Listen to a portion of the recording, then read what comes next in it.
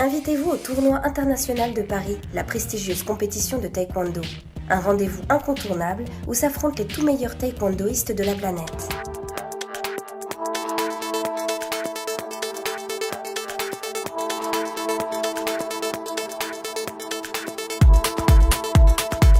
Le TIP, ça représente le tournoi international de Paris qui est une des compétitions les plus prestigieuses sur notre programme de compétition en France. Elle donne rendez-vous à tous les meilleurs combattants du monde en fait, sur notre territoire et elle fait partie aussi du calendrier de la Fédération internationale des compétitions qui distribuent des points qui comptent pour le classement mondial et olympique.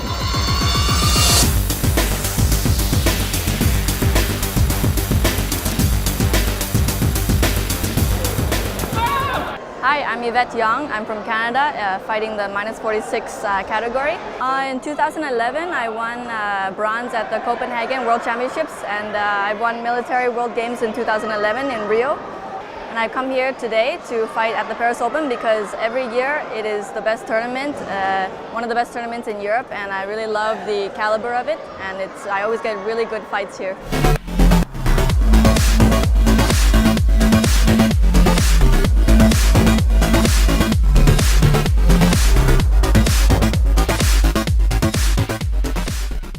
L'affluence est correcte avec près de 500 compétiteurs sur l'ensemble du week-end et 42 pays ou 43 pays présents. Pour nous, c'est un bon point de test après une période de reprise au niveau de l'entraînement qu'on a repris tranquillement et progressivement. On vient sans aucune ambition particulière, simplement se remettre dans le bain de la compétition. Pour certains, préparer aussi le Grand Prix final de Bakou qui aura lieu le mois prochain.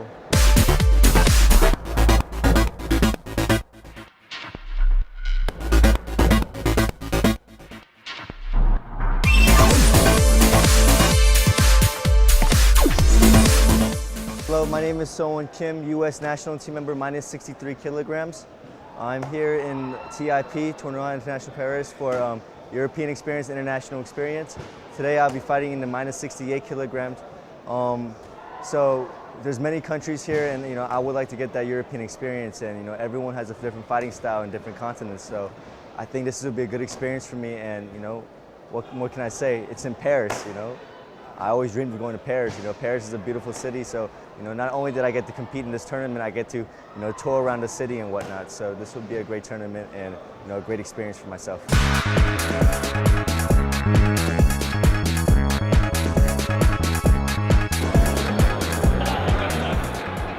Alors aujourd'hui, on démarre un nouveau cycle sur l'Olympiade 2020. Le TIP arrive juste après les Jeux Olympiques et sur cette compétition-là, avec nos athlètes, des nouveaux entrants, des anciens, on va dire des confirmés aussi. Ce qu'on attend, c'est une compète de reprise pour identifier les points forts, mais aussi les manques, de façon à pouvoir orienter notre travail sur cette nouvelle saison. Aujourd'hui, des enjeux déterminants, il n'y en a pas, mais sur chaque compétition, on a des enjeux qui peuvent être des enjeux sur la préparation, sur la notion de travail. On a mis en place de nouvelles choses avec certains athlètes qui sont en train de tester. Donc oui, il y a des enjeux de façon à changer un petit peu le registre de certains athlètes, mais pas d'enjeux déterminants aujourd'hui qui peuvent jouer sur une sélection ou sur une carrière. L'équipe a changé, pas dans sa totalité. On a en fait rassemblé l'ensemble des athlètes.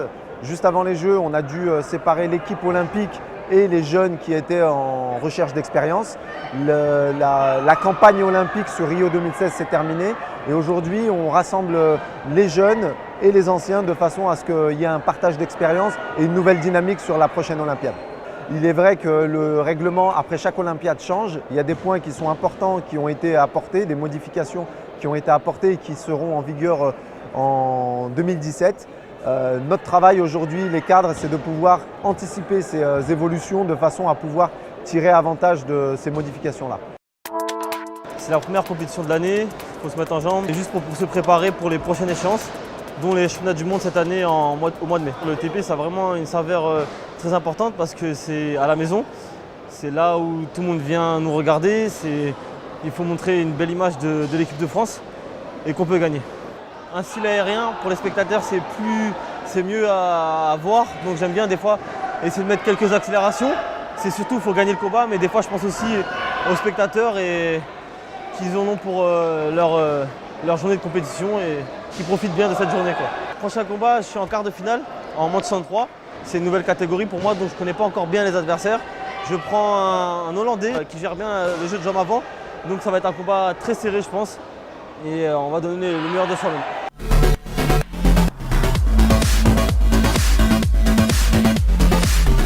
Du travail, allez, la défense.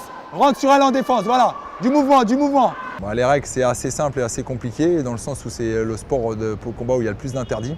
Mais donc c'est là où il y a le moins de choses à faire, c'est-à-dire que c'est coups de pied au corps et à la tête et coups de poing au corps.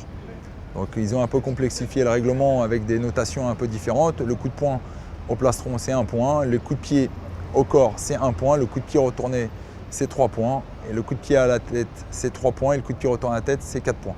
Voilà. Juste au niveau des points, ça change un petit peu, mais voilà. Et on a le droit pas le droit d'attraper, pas le droit de pousser, pas le droit de sortir, pas le droit de tomber. Donc il y a pas mal d'interdits.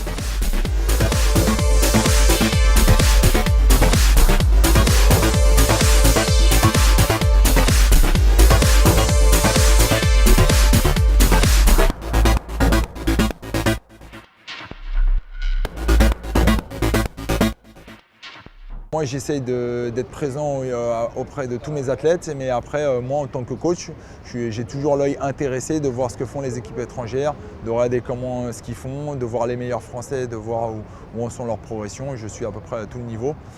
Pour me maintenir, voir les meilleurs niveaux, il faut suivre ce qui se passe. Le taekwondo, avec les changements de plastron électronique, de règlement et toutes les règles qui sont en train d'évoluer, il faut se maintenir toujours vraiment au top de ce qui est en train de se faire et de suivre l'évolution, sinon on est perdu.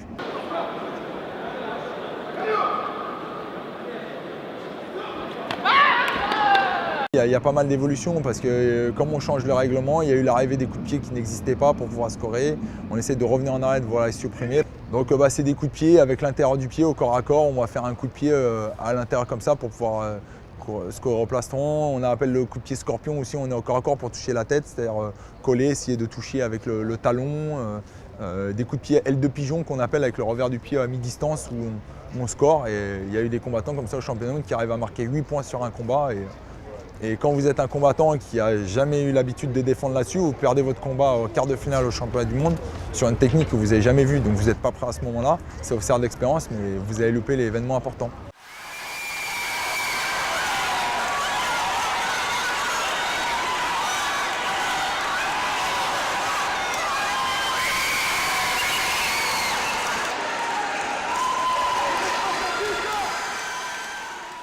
Moi c'est Sarah Adidou, je suis en moins de 46 kg en catégorie des seniors, j'ai 19 ans. Je suis actuellement à l'INSEP. Là je viens de gagner le tournoi international de Paris. Moi je fais du taekwondo parce que j'aime le duel déjà, j'aime la concurrence et j'aime, peu importe dans quel domaine je suis, j'aime être la meilleure dans ce que je fais. Pour moi la qualité la plus importante c'est le mental. Car peu importe, on peut être doué, on peut avoir tout ce qu'il faut, sans le mental on ne peut pas y arriver. Après il y a tout ce qui est explosivité, mais le mental c'est le plus important.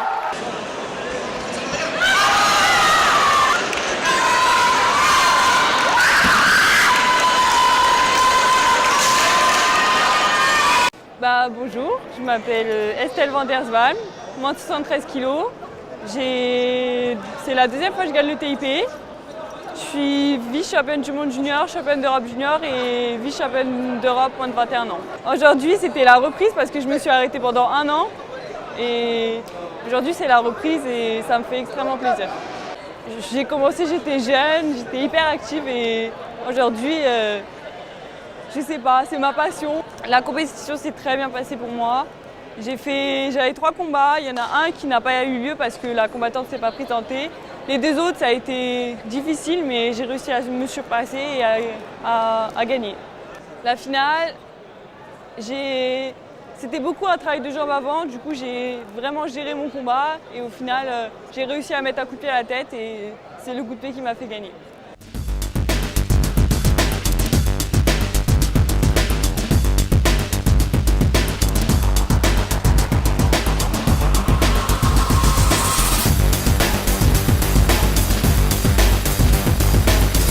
Alors, Mickaël Borot, entraîneur national de taekwondo en charge du groupe France à l'INSEP, à l'Institut national du sport. Toutes les jeunes pousses du groupe France avaient hâte de prouver leur potentiel et de passer le cap pour accéder à l'élite nationale. Cette saison, c'est une saison assez complète parce qu'on a les championnats du monde, les universiades, les Jeux de la francophonie, de nombreux tournois qui seront très intéressants pour l'ensemble du collectif France.